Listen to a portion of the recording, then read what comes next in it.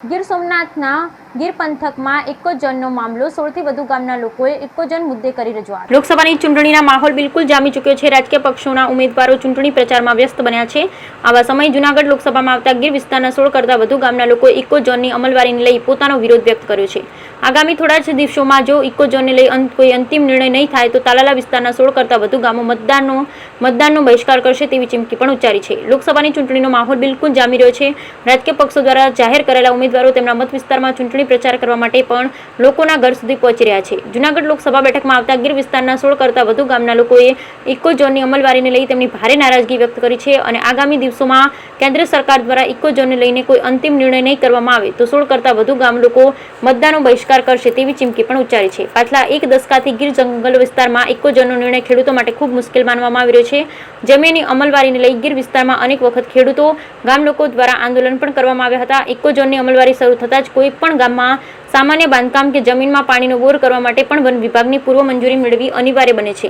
આ સિવાય ઇકોઝોન વિસ્તારમાં કોઈ પણ પ્રકારની ઔદ્યોગિક કે રહેણાંક ગતિવિધિ પણ ન થઈ શકે તેવી કડક જોગવાઈઓ રાખવામાં આવી છે, જેનો વિરોધ પણ ગામ લોકો પાછલા એક દશકાથી કરી રહ્યા છે। તેમ છતાં હજુ તેનું કોઈ નિરાકરણ આવ્યું નથી, જેના કારણે ગીર વિસ્તારના મતદારો માટે ઇકોઝોનનો પ્રશ્ન દર વર્ષે ચૂંટણીના સમયમાં ઉછળતો હોય છે, પરંતુ તેનું નિરાકરણ હજુ સુધી થયું નથી, જેથી અસરગ્રસ્ત ગામોના લોકો તાકીદ ઇકોઝોનના નિર્ણયને જાહેર કરવામાં આવે, નહીતર ગીર વિસ્તારના અસરગ્રસ્ત 15 કરતાં વધુ ગામો મતદાનનો સંપૂર્ણ બહિષ્કાર કરશે તેવી ચીમકી પણ ઉચ્ચારી છે।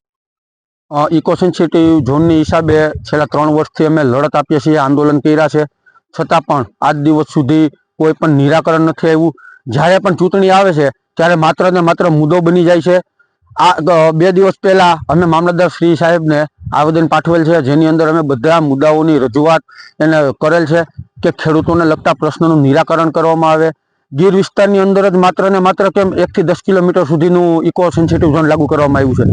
ખેડૂતોને એક ખેતરથી બીજે ખેતર પાણી લઈ જવું, લાઈન ખોદવી હોય તો મંજૂરી નથી મળતી, ખેતર પર મકાન બનાવવું તો પણ મંજૂરી નથી મળતી। તો કેમ આવી રીતે?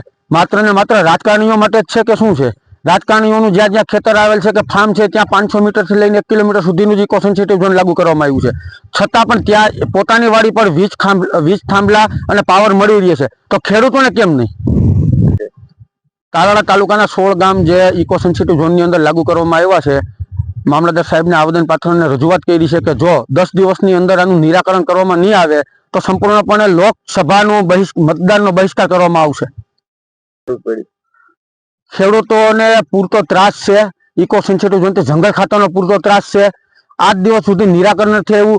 લોકલ ધારાસભ્ય કે સાંસદ સભ્ય ખાલી આવીને મુદ્દત બનાવી જાય છે, ક્યારેય પણ ખેડૂતો માટેના કોઈ પણ કાર્ય કરેલ નથી। એના માટેથી ખેડૂતો નારાજ છે। ધવલ કોટડિયા, વાડલા ગીર મારું ગામ।